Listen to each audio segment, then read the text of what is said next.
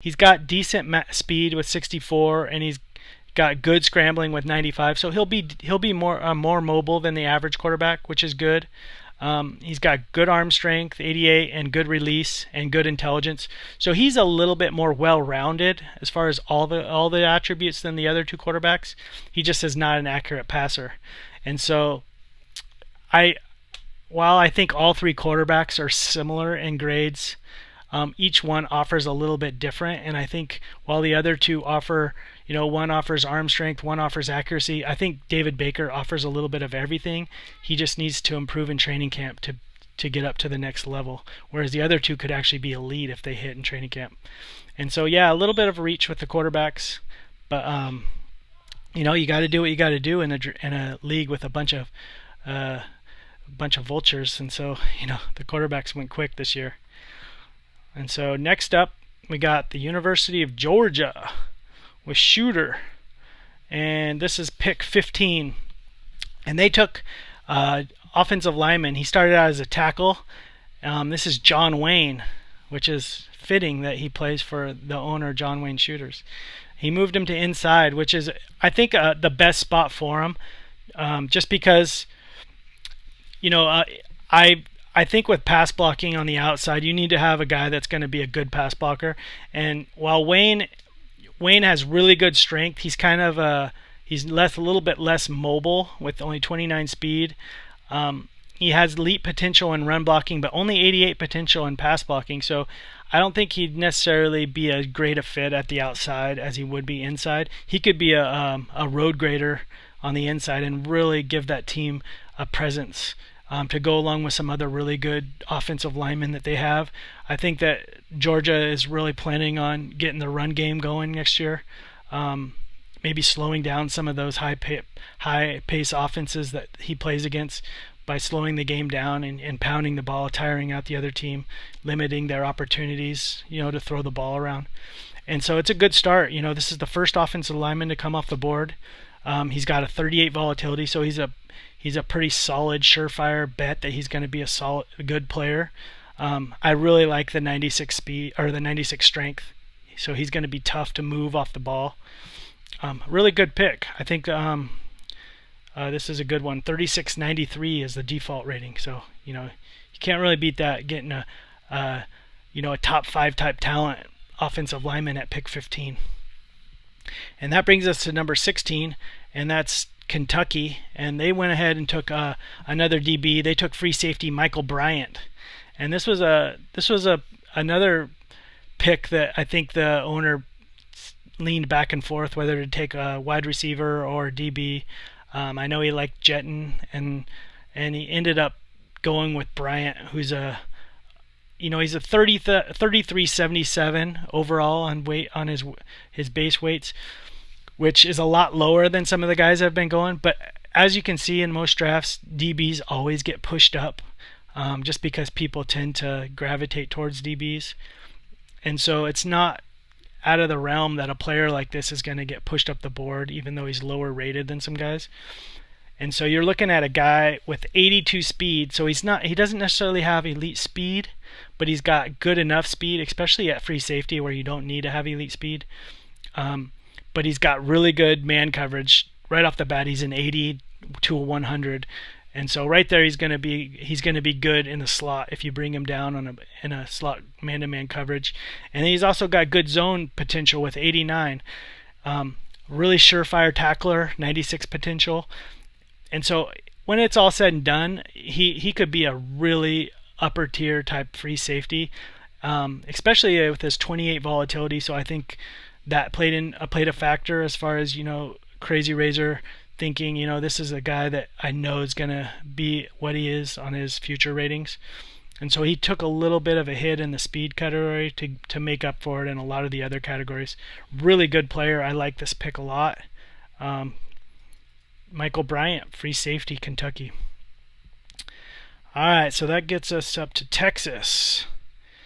And this is pick 17. And the Longhorns took Andrew Jetton, the wide receiver. So this is the guy that, just a pick before, Kentucky debated whether or not to take Jetton. They ended up taking the DB, and then to Texas's delight, he was able to take Jetton right after. This is a really skilled player. 90 speed, 94 potential on pass catching. He's already got a 74 pass catching, so he's already a good pass catcher, and he'll be able to contribute early. Really good courage with 89. Potential to be a good route runner. He's got potential to basically be good in everything. The problem is he's an 86 volatility, so that's a risk that you got to take. But since his catching, his speed and acceleration are already really good to start with, it's a good risk. It's one of those players that you look at and you go, this is a good risk. With that high of a volatility, he'll still be solid. If you look at my top receiver in NCAA, Quincy Brown, he was 100 volatility, but I looked at him and I saw all his ratings that I liked already really high to start with. So even if he did bust, it wouldn't be a big deal. And he did bust for me, and he still ended up being the top wide receiver and winning the Blitnikoff Award. So this is that type of player. I like this pick for Texas. Andrew Jetton, wide receiver. All right, next up is Sloth's Syracuse Orangemen at number 18. They went with John Hodge, and I know that there was rumblings that they liked Bryant and were kind of bummed that he got taken by Kentucky a couple picks before, but I don't think that they should necessarily be too upset.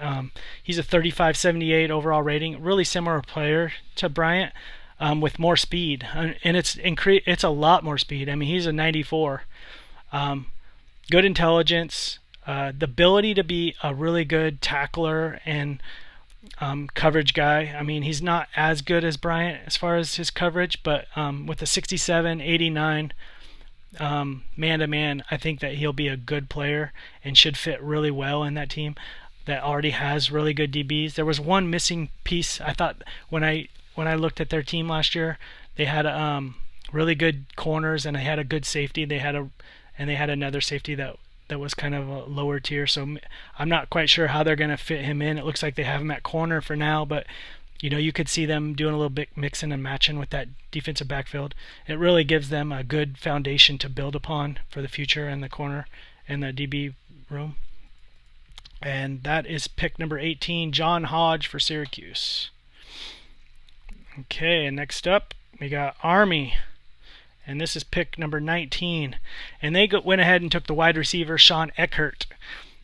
And he's a 33-79. And this goes along with, I had about 6 wide receivers in this draft that I thought were on basically the same grade. Just a little bit different skills, but pretty close to each other. And this was one of them. Really good player, 90 speed. His courage and his catching are two of the categories that I looked at that I was kind of nervous about, just because he's a 19 to start with on current catching with a 74 potential, and his courage is only 73 with no more potential on that. And so I did look at that, but he's electric with the ball in his hands, with his ball carry potential at 94, and he's got really good fumble. And so with a low volatility of 30, I think Eckert is going to be a solid contributor in the future. I'm not necessarily going to say he's going to be an elite player, just because his catching and his courage will max out at a lower number than some of the best guys. But I think he's going to be a solid player, and he'll definitely add another weapon to Army, who by all means needed some more players on the outside. And he gives them a little bit of versatility too if they want to move guys around. He could probably play running back in the future if he wanted. So that's pick 19, Army, Sean Eckert, wide receiver. And rounding out the top 20 is UW, the Washington Huskies. With the 20th pick, they take Fred Yanez, defensive end. And he's a 28-78 base rating overall. And here's a good player, man. He's a speed rusher. He has 82 speed, 82 acceleration. So he's gonna get that edge. He's not the strongest defensive end at only 68 strength, but that's still adequate enough. Good tackle potential, 89. Pass rush is only 69, but his run defense is 99. So while his pass rush moves might not be at an elite level, I think if you put in his other category, his other attributes, he's gonna still be a productive player. And they really needed some help on that defensive line, so I think this is a good pick for Washington. It'll be interesting to see him in his first year and how he does. And at 283 pounds, they could always move him inside too. He's got the frame, I think, to move inside if they needed him to. So this is a good pick because he's a little bit more versatile than some of the other guys. So I like that pick. And that's top 20. I'm going to go ahead and stop it.